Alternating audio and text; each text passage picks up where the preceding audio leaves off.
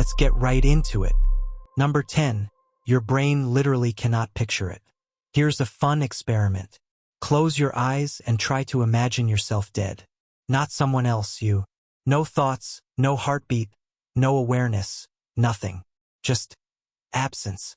You can't do it. And it's not because you lack imagination. It's because the very tool you're using to imagine things, your brain, requires you to be alive to operate it. It's like trying to film a video of the camera itself. The instrument cannot observe its own non-existence. There's always a you watching the mental movie, even when the movie is supposed to be about the end of you. Researchers at Bar-Ilan University ran a study where they showed people words associated with death and then words associated with other people's names versus their own name. When their own name followed death-related words, the brain short-circuited. It predicted that death was something that happened to others, a third-party event like bad weather or traffic, and it treated the self as fundamentally exempt. The brain doesn't just struggle to imagine personal death. It actively, automatically rejects the pairing. This isn't a quirk or a glitch. It's structural. Your brain is wired around continuity. Every thought you've ever had has come with the implicit assumption that another thought will follow it. Your entire cognitive operating system runs on the premise that the operator, you, will still be there to run it tomorrow. So when you try to sincerely entertain the idea of your own death, the mind quietly loads a backup file that puts you back in the scene as a ghost, an observer, a narrator watching your own funeral from above. You think you're confronting your mortality. You're actually just writing yourself into a new chapter. Basically, your brain can conceive of death the way a fish can conceive of drought. Technically aware the word exists, completely unable to make it feel real. Number 9. The optimism bias is not your friend.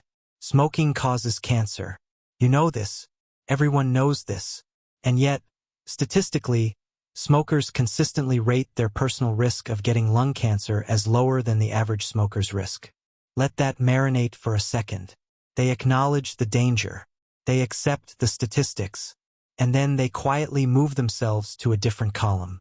This is the optimism bias, and your brain is absolutely drenched in it.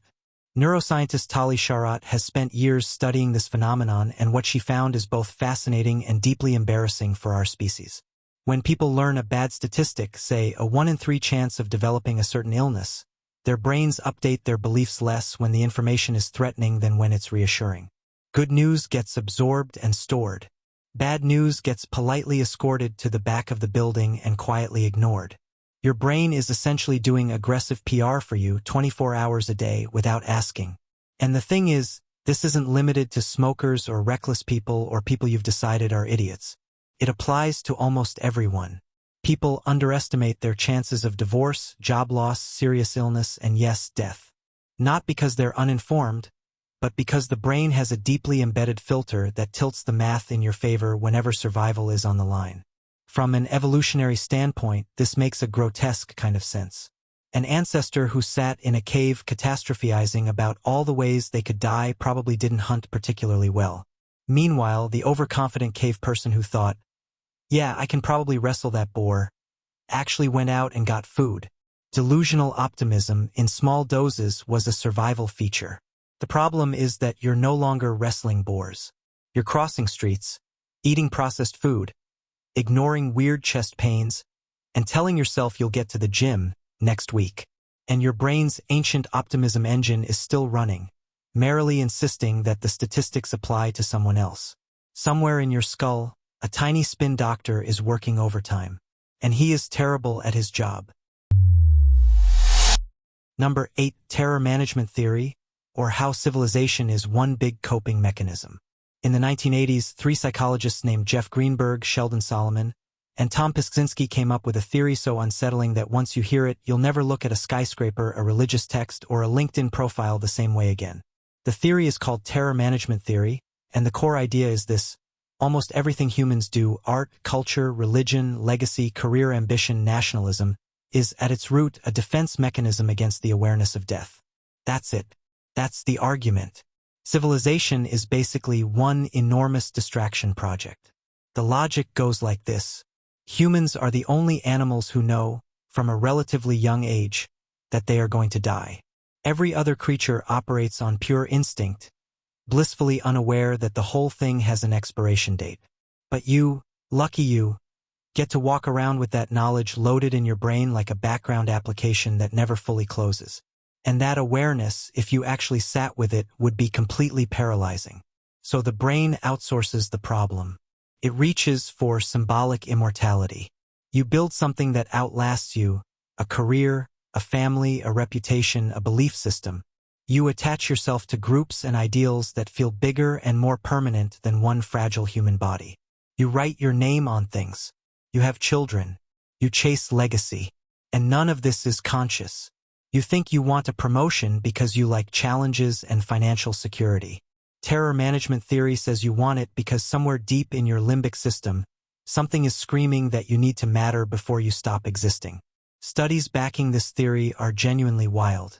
When people are reminded of their own mortality, even subtly like being interviewed near a funeral home, they become more nationalistic, more defensive of their worldview, more generous to people who share their beliefs, and harsher toward people who don't. A brush with death awareness doesn't make people zen. It makes them more tribal, more rigid, and more desperate to feel like they belong to something eternal. Your legacy ambitions aren't passion. They're panic in a very convincing outfit. Number 7. The illusion of unique invincibility. There's a specific flavor of irrationality that hits hardest in your late teens and early 20s, though it never fully disappears. It's the quiet, humming sense that the rules of mortality are real, just not entirely applicable to you. Other people get in car accidents. Other people get sick. Other people are mortal in that concrete, inconvenient way. You, on the other hand, seem to be operating under some kind of informal exemption. Psychologists call this the illusion of invincibility, and it's not just a young person's disease. Adults do it constantly, just with better vocabulary and more plausible justifications. You drive too fast and call it confidence. You skip checkups and call it being busy. You eat badly for years and call it balance. The brain is very good at reframing recklessness as a personal style choice rather than a statistical flirtation with consequence. Part of this comes down to something called probability neglect. When the odds of something happening are very low, even if the outcome is catastrophic, the human brain tends to either wildly overestimate it due to fear or dismiss it almost entirely. There's very little middle ground. And death, for most young and healthy people, falls into the dismiss it entirely category because it doesn't feel imminent. It's a theoretical event scheduled for the distant future, somewhere between retirement and the heat death of the universe. The brain also helps you along by being genuinely terrible at personal risk calculation. You can recite statistics. You can watch documentaries. You can know, intellectually, that heart disease is the leading cause of death in your country. And then you can eat an entire pizza at midnight and feel completely fine about it because statistics are about populations and you, specifically, are a person with a name and feelings and plans for next Thursday. That's the trick. The brain makes you feel like a character in a story. And main characters don't die in the middle of the plot. Number 6. Your brain treats the future you like a stranger. Here's something that should bother you more than it probably does. When neuroscientists scan people's brains while they think about their future selves, the version of you that exists 10, 20, 30 years from now, the brain activity looks almost identical to when people think about a completely different person. Not a close friend. Not a family member. A stranger. Your brain, on a neurological level, does not fully recognize future you as you. This was demonstrated in a study by Hal Hirschfield at UCLA, where participants were shown digitally aged photographs of themselves and then made financial decisions. When people saw their older, wrinkled, silver-haired future face, they were significantly more likely to save money for retirement. The visual jolt forced the brain to update its model. It made future you feel real.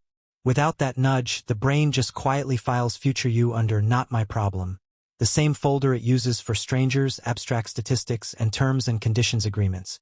And this has enormous consequences for how you think about death. Because death, for most people, is something that happens to future you. And future you, as we've just established, is basically a stranger the brain doesn't particularly care about.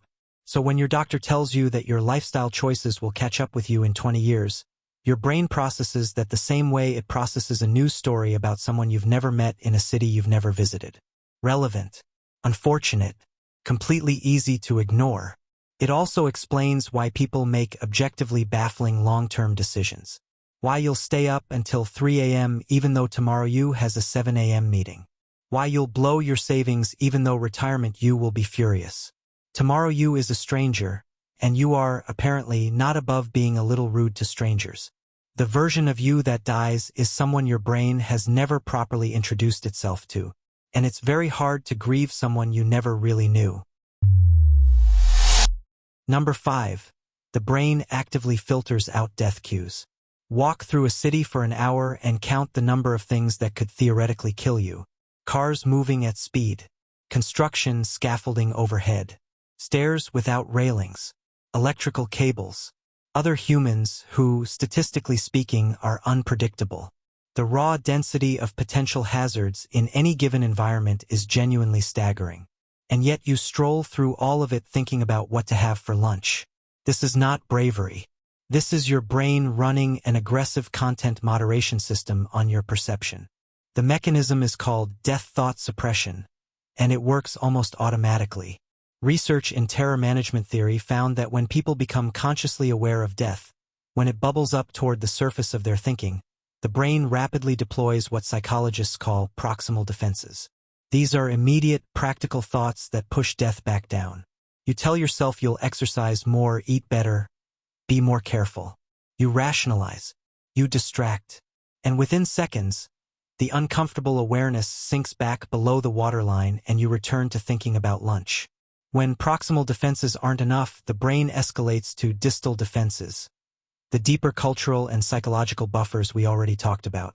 Legacy, meaning, belonging. But here's the sneaky part. Most of this happens without your awareness. You don't experience it as suppression. You experience it as just not thinking about death very much, which feels completely natural, which is exactly the point. In one study, participants who were subliminally flashed the word death too fast to consciously register it still showed measurable changes in their worldview defensiveness. Their brains detected the threat, ran the suppression protocol, and reinforced their cultural beliefs, all without the conscious mind filing a single complaint. The bouncer threw out the thought before it even made it to the door. Your brain is not confronting your mortality. It's managing your exposure to it like a very overprotective publicist who decides what you're allowed to read about yourself. Number 4. Near-death experiences don't actually make you fear death less. They rewire you. Popular culture has a very tidy narrative about near-death experiences. Person nearly dies. Person sees a tunnel, a light, possibly deceased relatives, or a memorable geometric pattern. Person comes back fundamentally changed, no longer afraid of death, at peace with existence, suddenly interested in gardening and volunteering. Roll credits. The reality is considerably weirder and more complicated. Yes, studies consistently show that people who have had near-death experiences, cardiac arrest, drowning, severe accidents, report significantly reduced fear of death afterward. But the mechanism isn't what you'd expect. It's not just that they got a sneak preview and it seemed fine. It's that the experience fundamentally restructures how their brain categorizes the concept. Death stops being an abstract future threat and becomes something they've already partially navigated. The brain files it under known territory rather than terrifying unknown, and the fear response recalibrates accordingly. But here's where it gets strange. Many NDE survivors also report a dramatic increase in psychic claims, a sudden inability to wear watches because they keep stopping, and intense sensitivity to electromagnetic fields. Whether or not any of that is real is a whole separate rabbit hole. What's relevant is that the brain, after a genuine brush with death, doesn't just update one belief. It sometimes performs a full system reboot.